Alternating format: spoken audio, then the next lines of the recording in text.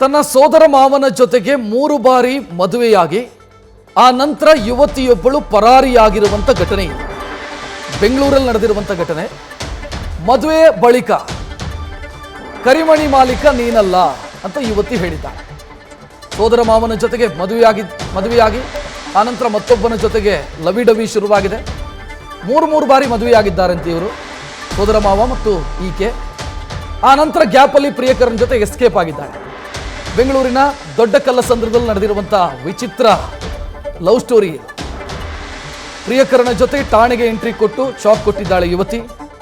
ಒಟ್ಟಲ್ಲಿ ಸೋದರ ಮಾವನನ್ನ ಪ್ರೀತಿಸಿ ಮದುವೆಯಾಗಿರೋದು. ಮನೆಯವರ ವಿರೋಧದ ಮಧ್ಯೆ ಮದುವೆ ಆಗ್ತಾರೆ. ಆನಂತರ ಮನೆಯವರು ಅವರನ್ನು ಕರ್ಕೊಂಡು ಹೋಗಿ ಇಲ್ಲ ಎಲ್ಲರ ಸಮ್ಮುಖದಲ್ಲಿ ಮದುವೆ ಮಾಡೋಣ ಅಂತ ಮದುವೆ ಮಾಡಿದ್ದಾರೆ. ಈ ಮಧ್ಯ ಈ ಯುವತಿಗೆ ಇನ್ನೊಬ್ಬ ಯುವಕನ ಜೊತೆ ಪರಿಚಯ ಆಗಿದೆ. ಆ ಪರಿಚಯವೂ ಲವ್ ಆಗಿದೆ. ಆನಂತರ ಆ ಯುವಕನ ಜೊತೆ ಈ ಯುವತಿ ಪರಾರಿಯಾಗಿದ್ದಾಳೆ. ಹೇಳೋದಕ್ಕೆ ನನಗೆ ಸಿಕ್ಕಾಪಟ್ಟೆ ಕನ್ಫ್ಯೂಸ್ ಆಗ್ತಿದೆ. ನಾನು ಏನು ಹೇಳ್ತಿದ್ದೀನಿ ಅಂತ ನನಗೆ ಅರ್ಥ ಆಗದಂಥ ಸ್ಥಿತಿ ನಿರ್ಮಾಣ ಆಗ್ತಾ ಇದೆ. ಒಟ್ಟಿನಲ್ಲಿ ವಿಚಿತ್ರ ಲವ್ ಸ್ಟೋರಿ ಇದು. ಸೋದರ ಮಾವ ಮದುವೆಯಾಗಿದ್ದಾನೆ, ಆ ಗ್ಯಾಪಲ್ಲಿ ಇನ್ನೊಬ್ಬನನ್ನು ಮದುವೆಯಾಗಿ ಯುವತಿ ಎಸ್ಕೇಪ್ ಆಗಿದ್ದಾಳೆ. ಸರ್, ಅವಳು ಹುಡುಗಿ ನಮ್ಮ ಸ್ವಂತ ಅಕ್ಕನ ಮಗಳೇ, ಅಂದರೆ ನಮ್ಮ ದೊಡ್ಡಮ್ಮನ ಮೊಮ್ಮಗಳು.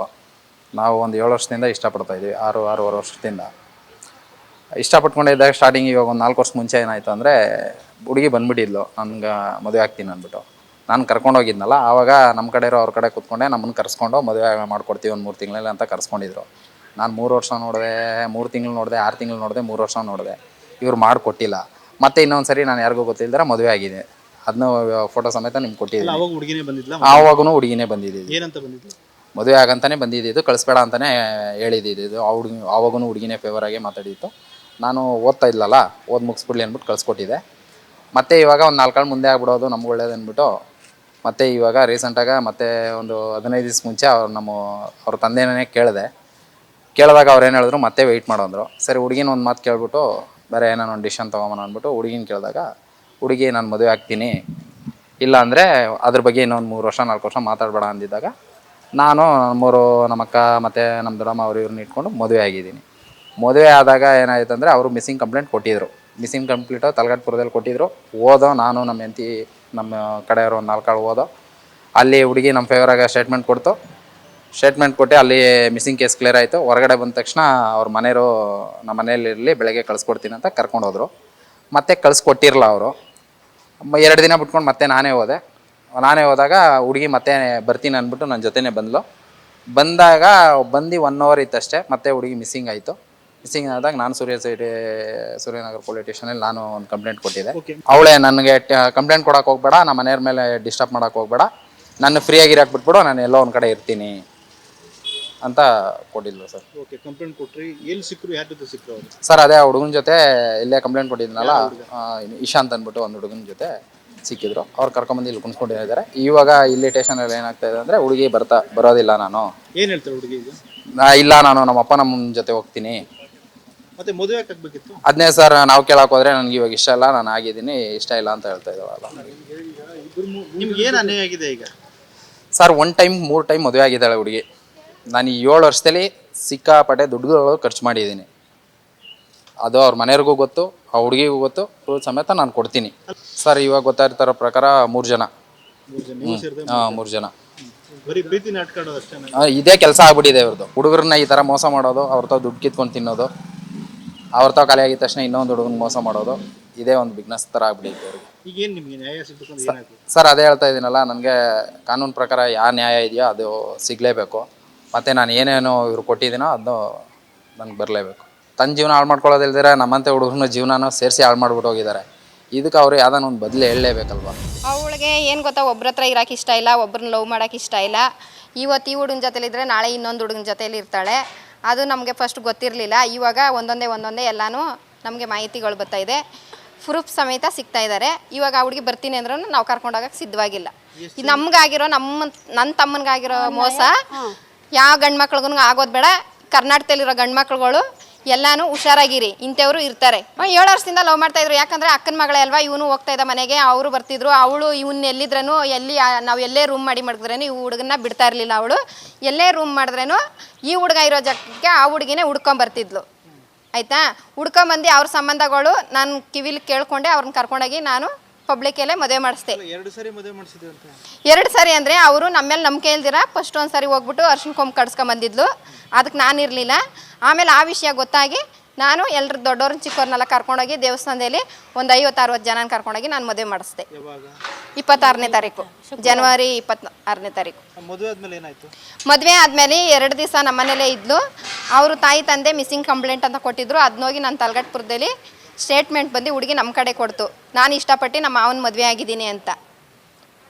ಆಯ್ತಾ, ನಾನು ಅಲ್ಲಿ ಕ್ಲಿಯರ್ ಮಾಡ್ಕೊಂಡು ಹೆಚ್ಚಿನ ಡೀಟೇಲ್ ನೀಡೋದಕ್ಕೆ ನಮ್ಮ ಪ್ರತಿನಿಧಿ ಪ್ರಜ್ವಲ್ ನೇರ ಸಂಪರ್ಕದಲ್ಲಿ. ಪ್ರಜ್ವಲ್, ಒಬ್ಬ ಯುವಕನ ಜೊತೆ 2 ಸಲ ಮದುವೆ, ಮತ್ತಾರೋ 3 ಯುವಕರ ಜೊತೆ ಅನಂತರ ಮದುವೆ. ಒಂಥರ ವಿಚಿತ್ರ ಅನ್ಸುತ್ತೆ. ಇದು ಏನು ಸ್ಟೋರಿ? ಇದು ಅರ್ಥ ಆಗದ ರೀತಿಯಲ್ಲಿದೆ ಈ ರಿಲೇಷನ್ಶಿಪ್ಗಳು. ಏನಿದು ಸ್ಟೋರಿ?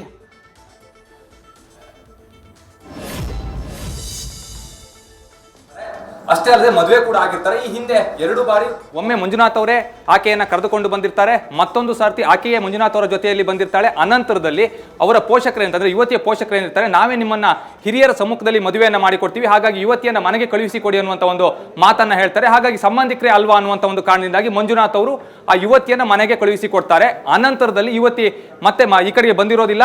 ಮತ್ತೆ ಮಂಜುನಾಥ್ ಅವರು ಅವರ ಅಕ್ಕನ ಬಳಿಯಲ್ಲಿ ಹೋಗಿ ನನಗೆ ಯುವತಿಯನ್ನು ಮದುವೆ ಮಾಡಿ ಕೊಡುವಂತೆ ಕೂಡ ಕೇಳ್ತಾರೆ. ಆಗ್ಲೂ ಕೂಡ ಅವರ ಮನೆಯಲ್ಲಿ ಒಪ್ಪಿಗೆಯನ್ನ ಕೊಟ್ಟಿರೋದಿಲ್ಲ. ಅನಂತರದಲ್ಲಿ ಮತ್ತೆ ಜನವರಿ 26ರಂದು ಯುವತಿ ಮಂಜುನಾಥ್ ಅವರನ್ನ ಮದುವೆ ಆಗ್ತಾಳೆ. ಅನಂತರದಲ್ಲಿ ಅವರ ಪೋಷಕರು ಕೂಡ ತಲಗಟ್ಪುರ ಪೊಲೀಸ್ ಠಾಣೆಯಲ್ಲಿ ಯುವತಿ ಮಿಸ್ಸಿಂಗ್ ಆಗಿದ್ದಾಳೆ ಅನ್ನುವಂತ ಒಂದು ಕಂಪ್ಲೇಂಟ್ ಅನ್ನ ಕೊಡ್ತಾರೆ. ಅನಂತರದಲ್ಲಿ ಮಂಜುನಾಥ್ ಮತ್ತೆ ಅವರ ಪತ್ನಿ ಏನಿರ್ತಾರೆ ಅವರಿಬ್ರು ಕೂಡ ತಲಗಟ್ಪುರ ಪೊಲೀಸ್ ಠಾಣೆಗೆ ಹೋಗ್ತಾರೆ. ಆ ಸಂದರ್ಭದಲ್ಲಿ ಯುವತಿ ಮಂಜುನಾಥ್ ಅವರ ಪರವಾಗಿಯೇ ಮಾತನಾಡ್ತಾಳೆ. ಅಂದ್ರೆ ನಾನು ಇವರನ್ನು ಒಪ್ಪಿಯೇ ಮದುವೆ ಆಗ್ತಾ ಇರೋದು, ಹಾಗಾಗಿ ಮನೆಯವರು ಬೇಕಂತಲೇ ಮಿಸ್ಸಿಂಗ್ ಕಂಪ್ಲೇಂಟ್ ಅನ್ನು ಕೊಟ್ಟಿದ್ದಾರೆ ಅನ್ನುವಂತ ಒಂದು ವಿಚಾರವನ್ನ ಹೇಳ್ತಾಳೆ.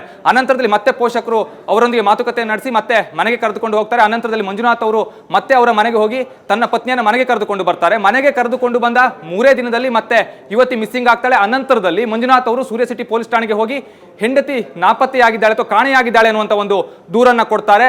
ಆ ಪೊಲೀಸರು ಕೂಡ ತನಿಖೆಯನ್ನ ಮಾಡ್ತಾ ಇರುವಂತಹ ಸಂದರ್ಭದಲ್ಲಿ ಯುವತಿ ಠಾಣೆಗೆ, ಸೂರ್ಯ ಸಿಟಿ ಪೊಲೀಸ್ ಠಾಣೆಗೆ ಬರ್ತಾಳೆ. ಆಗ ಇನ್ನೊಂದು ಯುವಕನೊಂದಿಗೆ ಬರ್ತಾಳೆ, ನಿಶಾಂತ್ ಅನ್ನುವಂಥ ಯುವಕನೊಂದಿಗೆ. ಅಲ್ಲಿ ಬಂದು ಏನನ್ನ ಹೇಳ್ತಾಳೆ ಅಂತ ಹೇಳಿದ್ರೆ, ನನಗೆ ಮಂಜುನಾಥ್ ಅವರೊಂದಿಗೆ ಮದುವೆ ಆಗೋದಕ್ಕೆ ಇಷ್ಟ ಇರಲಿಲ್ಲ, ಬಲವಂತದಿಂದ ಅವರು ನನ್ನನ್ನ ಬಲವಂತದಿಂದ ಮದುವೆಯಾಗಿದ್ದಾರೆ. ಅಷ್ಟೇ ಅಲ್ಲದೆ ನಿಶಾಂತ್ ಅವರೊಂದಿಗೆ ನಾನು ಪ್ರೀತಿಯನ್ನ ಮಾಡ್ತಾ ಇದ್ದೀನಿ, ಹಾಗಾಗಿ ನಾನು ಮಂಜುನಾಥ್ ಅವರೊಂದಿಗೆ ಹೋಗೋದಿಲ್ಲ ಅನ್ನುವಂಥದ್ದನ್ನು ಕೂಡ ಆಕೆ ಪೊಲೀಸ್ ಠಾಣೆಯಲ್ಲಿ ಹೇಳ್ತಾಳೆ. ಈ ಸಂದರ್ಭದಲ್ಲಿ ಮಂಜುನಾಥ್ ಅವರು ಕೂಡ ಸಿಟ್ಟಾಗ್ತಾರೆ. ಕಾರಣ ಏನು ಅಂತ ಹೇಳಿದ್ರೆ, 7 ವರ್ಷ ನನ್ನನ್ನ ಪ್ರೀತಿಸಿದ್ಯಾ, ಅದರಲ್ಲೂ ಕೂಡ 3 ಬಾರಿ ನಾವು ಮದುವೆ ಆಗಿದ್ದೀವಿ, ಆದರೂ ಕೂಡ ಮತ್ತೆ ನೀನು ಇನ್ನೊಂದು ಹುಡುಗನೊಂದಿಗೆ ಬಂದಿರೋದಲ್ಲದೆ ನಾನು ಬಲವಂತದಿಂದಾಗಿ ನಿನ್ನನ್ನು ಕರೆದುಕೊಂಡು ಬಂದಿದ್ದೀನಿ ಅನ್ನುವಂಥ ಒಂದು ಸುಳ್ಳು ಹೇಳಿಕೆಯನ್ನು ಯಾಕೆ ಕೊಡ್ತಾ ಇದೆಯಾ ಅನ್ನುವಂಥ ಒಂದು ಪ್ರಶ್ನೆಯನ್ನು ಕೂಡ ಮಾಡ್ತಾರೆ. ಅಷ್ಟೇ ಅಲ್ಲದೆ ತನಿಖೆಯ ವೇಳೆಯಲ್ಲಿ ಯುವತಿ ಇನ್ನೋರ್ವ ಯುವಕನೊಂದಿಗೂ ಕೂಡ ಪ್ರೀತಿಯನ್ನ ಮಾಡ್ತಾ ಇದ್ದಂತಹ ಒಂದು ವಿಚಾರ ಕೂಡ ಗೊತ್ತಾಗುತ್ತೆ. ಈ ಸಂದರ್ಭದಲ್ಲಿ ಪೊಲೀಸರು ಕೂಡ ಯುವತಿಯನ್ನ ಪ್ರಶ್ನೆ ಮಾಡ್ತಾರೆ, ಯಾಕೆ ಈ ರೀತಿಯಲ್ಲಿ ಮಾಡ್ತಾ ಇದೆಯಾ ಅನ್ನುವಂಥ ಒಂದು ಪ್ರಶ್ನೆಯನ್ನ ಮಾಡಿದಂಥ ಸಂದರ್ಭದಲ್ಲಿ ನಾನು ಏನು ತಪ್ಪನ್ನ ಮಾಡಿಲ್ಲ ಅನ್ನುವಂಥ ಒಂದು ಮಾತನ್ನು ಕೂಡ ಯುವತಿ ಇಲ್ಲಿ ಹೇಳ್ತಾ ಇರುವಂಥದ್ದು. ಆದ್ರೆ ಮಂಜುನಾಥ್ ಅವರು ಸ್ಪಷ್ಟವಾಗಿ ಹೇಳ್ತಾ ಇದ್ದಾರೆ, ನನಗೆ ಮೋಸ ಆಗಿದೆ, ಈಗ ನನಗೆ ನ್ಯಾಯ ಬೇಕಾಗಿದೆ, ಹಾಗಾಗಿ ನ್ಯಾಯವನ್ನ ಕೊಡಿಸಿ ಅನ್ನುವಂಥ ಒಂದು ಆಗ್ರಹವನ್ನ ಕೂಡ ಮಾಡ್ತಾ ಇರುವಂಥದ್ದು.